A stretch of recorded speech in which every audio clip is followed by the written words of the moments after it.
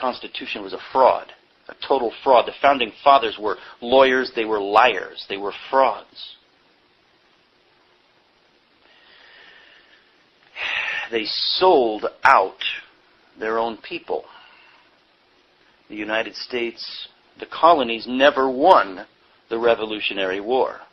It was a backdoor Masonic deal to limit the battle damage, make it look like a war, and keep the profits going for England and for the wealthy, elitist, lawyerly families like the founding quote-unquote fathers in the colonies.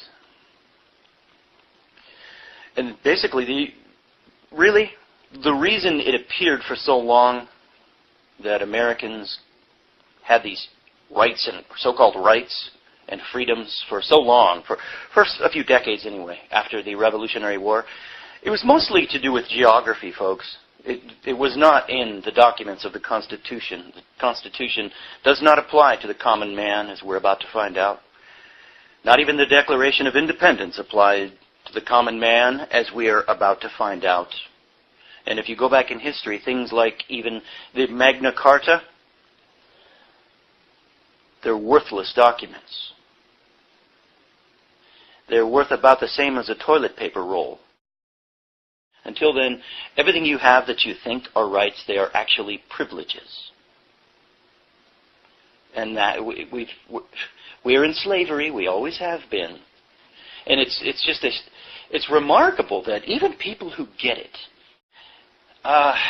they all still will hearken back occasionally to this Constitution as being somehow a fount of liberty for Americans, and they don't know that it's completely faulty. They should know better, basically, is what I'm trying to say, because the Constitution, you're still dealing there with man's law. It's weird.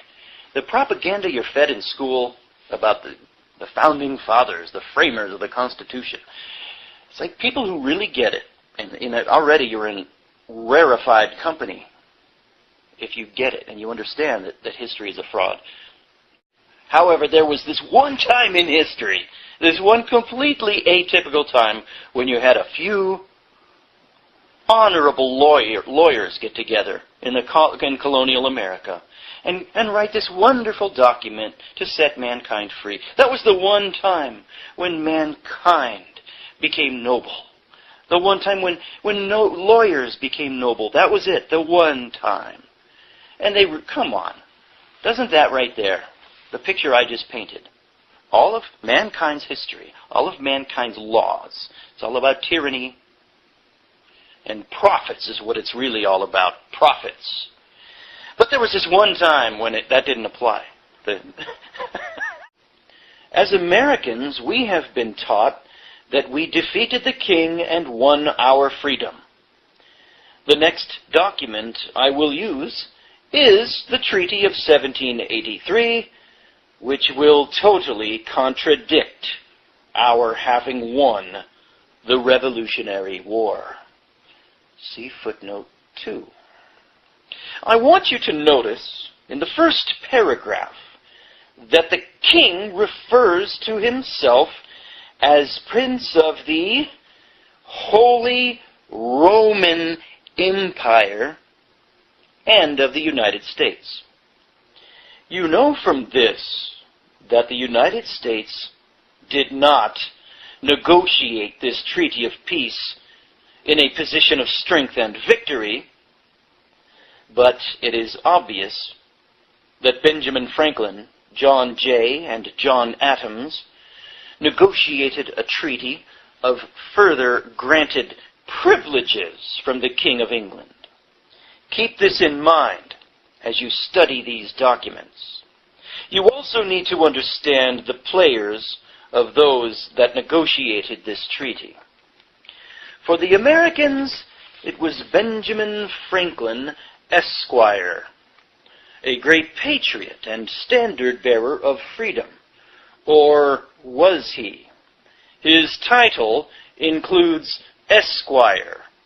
An esquire, in the above usage, was a granted rank and title of nobility by the king, which is below knight and above a yeoman or common man. Benjamin Franklin, John Adams, and John Jay, as you can read in the treaty, were all esquires, and were the signers of this treaty, and the only negotiators of the treaty. The representative of the king was David Hartley, Esquire. Benjamin Franklin was the main negotiator for the terms of the treaty. He spent most of the war traveling between England and France. The use of Esquire declared his and the others' British subjection and loyalty to the crown. In the first article of the treaty, most of the king's claims to America are relinquished, except for his claim to continue receiving gold, silver, and copper as gain for his business venture.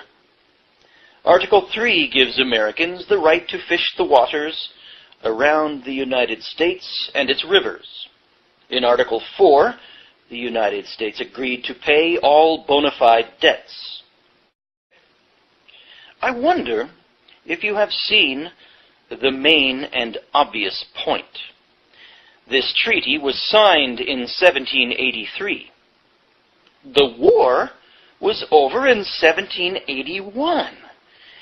If the United States defeated England, how is the King of England granting rights to America when we were now supposedly his equal in status? We supposedly defeated him in the Revolutionary War. So why would these supposed patriot Americans sign such a treaty when they knew that this would void any sovereignty gained by the Declaration of Independence and the Revolutionary War? If we had won the Revolutionary War, the king granting us our land would not be necessary. It would have been ours by his loss of the Revolutionary War. To not dictate the terms of a peace treaty in a position of strength after winning a war means the war was never won.